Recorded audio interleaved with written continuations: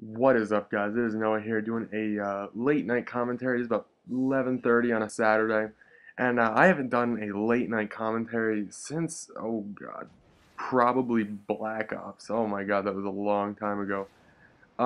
Yeah, as you can see here, I'm playing some Halo. I almost said Halo 3. I'm playing some Halo Reach, and yeah, I'm not I'm not a huge Halo player. I kind of suck at the game. It's funny. I ordered it, played it for like a week, and then was just like, I'm really tired of this. I ordered it a couple days ago. Got it, played it, and returned it to GameStop today actually because I really wasn't too in tune with it. I don't know. I didn't like it that much. It was kind of boring. Not boring. It was just there was nothing to work towards. It was just credits, so I wasn't a huge fan of it. Not downing Halo, just Halo Reach. But what's it called? Today on, as you can see by the title, Nowadays with Noah, I'm bringing that series back. I'm gonna try to every now and then once I get a good topic each time. But today I'm gonna be talking about game engines and what a modern day game engine should really bring to the table and what some of them really don't. The first one being Square Enix's game engine. I think it's Eidos, but I could be wrong, or maybe that's like switched around. I don't remember what Square Enix. I know they came out with some new engine. It's like a real-time engine, but they haven't really utilized it in any games yet. But they came out with. They announced it at E3, I believe. But what's it called? Their current game engine, whatever it's called. I don't know. It's used in Just Cause 2. It's going to be used in Sleeping Dogs. It's used in, like I said, basically any Square Enix game. Personally, I don't know why, but every Square Enix game I play, it just plays the same. It looks the same. It plays the same. It's just that engine.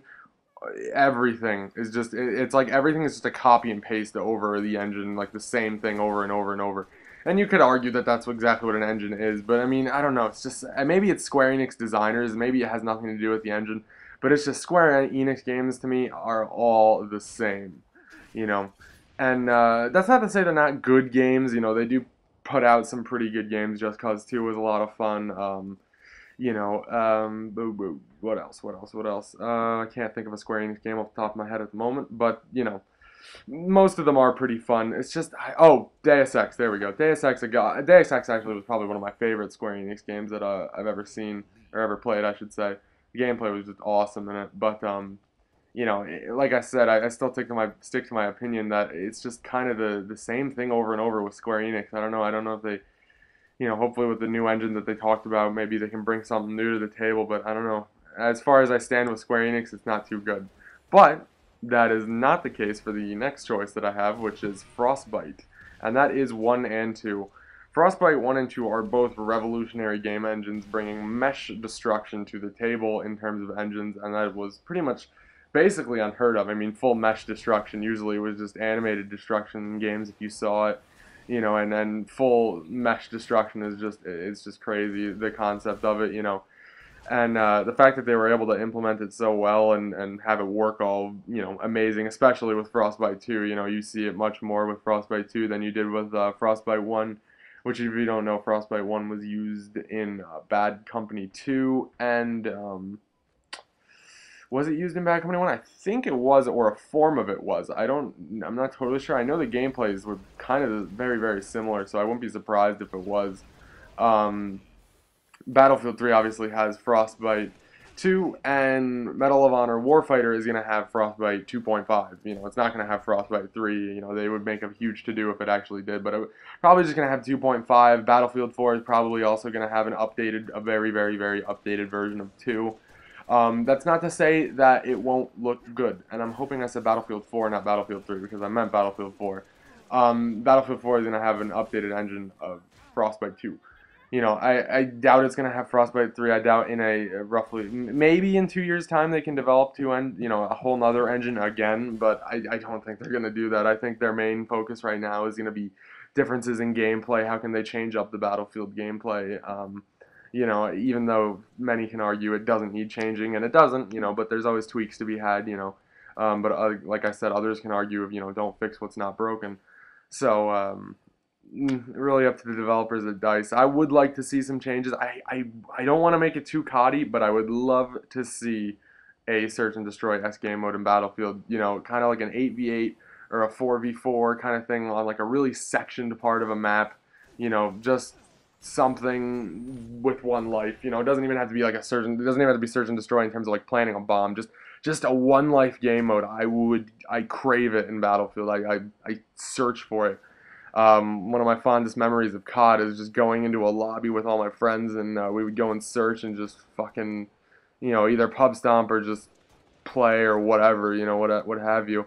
And it's just one of the coolest memories I have, just doing that kind of stuff. Really doing that with any game mode, which is why I hope Battlefield 4, though Battlefield 3 brings an immense amount of content to the table, you know, Battlefield 4, next game in the sequel in the line of the franchise, so it's got to, step its shit up and not just be a little carbon copy with a couple new maps. And I don't think that's what it's going to be, but, DICE is usually pretty good about making their games pretty nice to play, so I'm pretty confident there.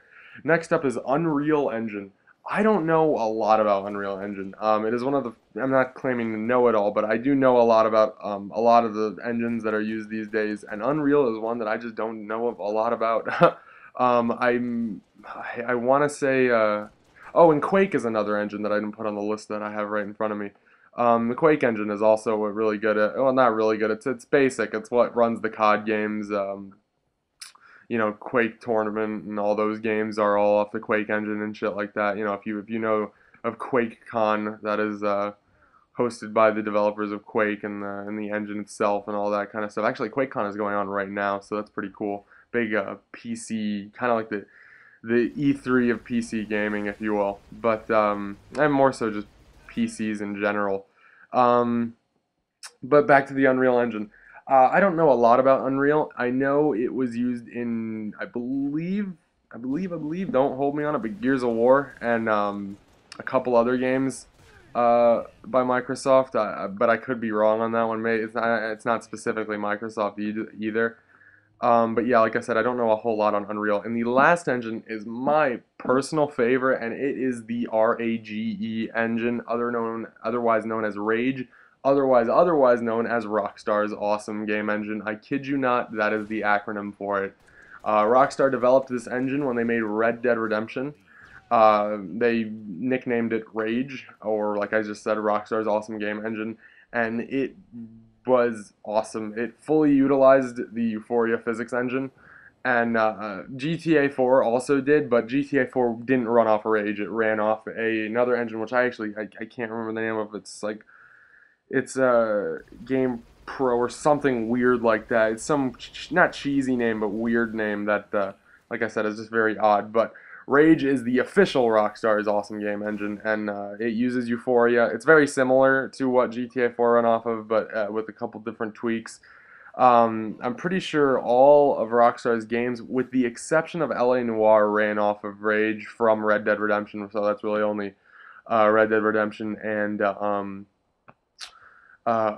what's it called? Max Payne 3. And I think Max Payne 3 really, really shows the beauty of the Rage engine. I mean, it is just pristine. Like, oh my goodness, it is beautiful. I mean, just the way the game looks, the way the game plays, the smoothness of the engine, the rendering of the engine is just, there's no pop-in textures, no nothing new mistake, coding errors like that. Well, that's really developer stuff, but you know what I mean. The engine just handles it. It is nice. I would love to use it if I could. Probably wouldn't know how, but hey, everyone can learn. And oh man, I would love to get my hands on Rage. I would also I didn't mention CryEngine 3, by the way. I believe that's what it's called. Yeah, it's CryEngine 3. That's the engine that Crysis uses, Far Cry uses, and I think that's it. Far Cry 1 and 2 and 3, and also what's it called? Crysis 1, 2, and 3 are all using the CryEngine, different versions of it, CryEngine 3 through, 1, 2, and 3.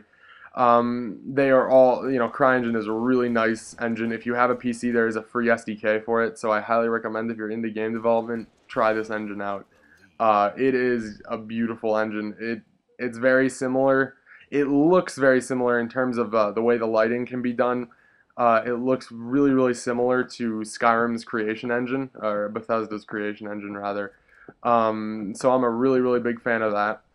And I guess I really should say this now.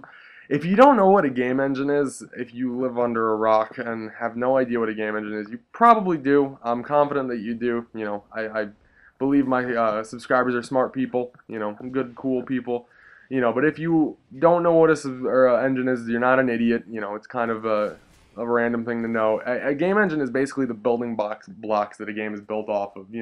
Let's use Legos as the analogy. You know how every Legos set, if it was like a stand, kind of came with that, you know, fucking huge square that you would just put all the Legos. It's like a base. That's what a game engine is. Think of it like that. It's all the little pieces, or the little building blocks of the game or the Lego, are built up to make this huge, awesome creation, which is a game. And if that foundation is shaky, Square Enix, if that foundation is shaky or weird, that game isn't going to run good, or that structure isn't going to stay good.